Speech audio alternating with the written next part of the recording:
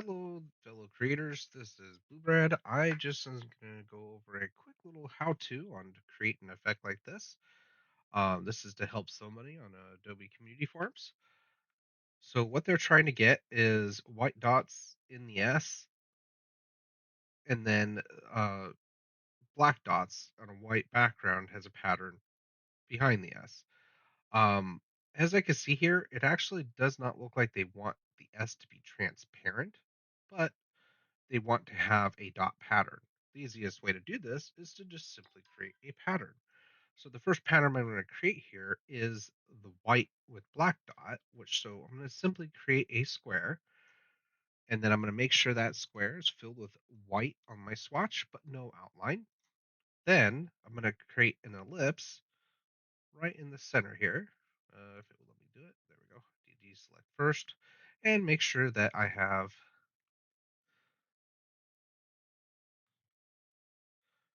the fill selected. Make sure that's black. Now that looks pretty spot on, pun intended. I'm going to make that dot a little bit smaller, and then I'm just going to simply drag and drop this in here. Now, by default, that would have created the absolute perfect pattern. I don't need to do anything more with that. But now I need the opposite, and it needs to be slightly smaller from what I see here. So what I'm going to do is I'm going to bring that back out. I'm going to make my dot just a slightly bit smaller, and then make the whole thing just a slightly bit smaller than that. So I doubled down the size a little bit, and then we're going to invert these colors. So I'm just going to hit Control I. Oh wait, no, that's not what I wanted to do.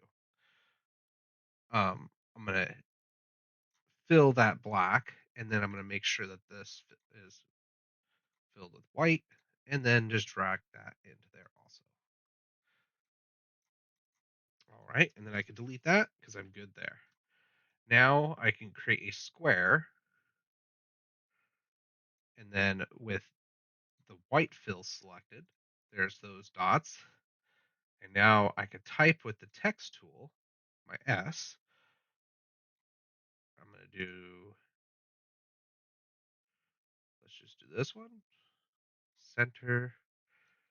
I'm going to center it to this, and then scale it up. And then I'm just going to simply select my other fill. And there we go. That's how you could simply create that effect. Now, if you did need it to be transparent, um, another option that you can do that's non-destructive and a little bit easier to work with is work with your transparencies layer. I'm going to leave this S solid black. So I'm going to re-switch this color just to solid black. But with it selected, I'm going to hit create mask. Then I'm going to come in here and I'm going to create another box with this selected over the top of the S where my S was, and then click the white dots. And for some reason, I'm not seeing holes.